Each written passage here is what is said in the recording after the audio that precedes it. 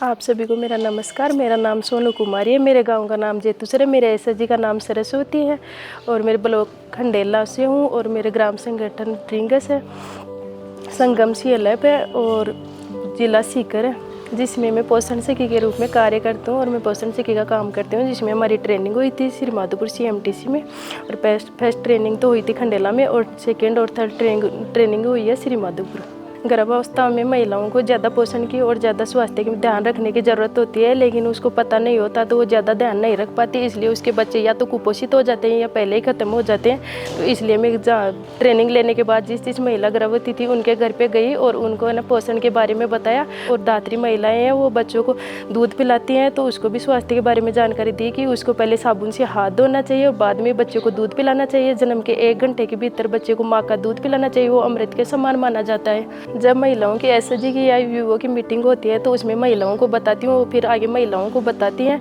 तो उसके बाद ही महिलाओं को या घर जाके बताती हूँ, तभी उनको जानकारी होती है कि हमें टीकाकरण करवाना चाहिए और स्वस्थ भोजन करना चाहिए और साफ सफाई का ध्यान रखना चाहिए। महिलाओं को हम बताते हैं कि आपको खाने में स्वस्थ खाना खाना चाहिए, जैसे दाल, हरी सब्जियाँ, चावल, मूंग की दाल, पालक, पनीर, मेथी, छाछ, दही, दूध और आयरन कैल्शियम की गोलियां लेनी चाहिए और समय समय पे टीकाकरण करवाना चाहिए और आंगनबाड़ी में उप स्वास्थ्य केंद्र में जाके जांचें करवानी चाहिए और वहाँ से पोषाहार भी लेना चाहिए, जो महिलाओं को स्वास्थ्य के लिए लाभदायक होता है। बच्चे को टच करने से पहले साबुन से हाथ धोना चाहिए और खाना खाने से पहले और खाने से तो पहले और गंदगी के बाद में साबुन से हाथ धोना चाहिए हमें। और फल फ्रूट जैसे पपीता आ गए, सेब आ गई, अनार आ गए, जिसमें वो खाने चाहिए।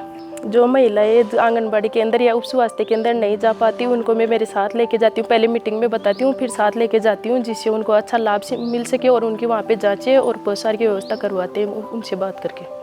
पहले जिन महिलाओं को नहीं पता था उनके बच्चे या तो कुपोषित हो जाते थे या 3-4 महीने में ख़राब हो जाते थे। अब उन महिलाओं को बताया ना, तो उसके बाद में उनको पता है, तो उनके बच्चे भी स्वस्थ पैदा हो रहे हैं और ना ही तो कुपोषित हो रहे हैं।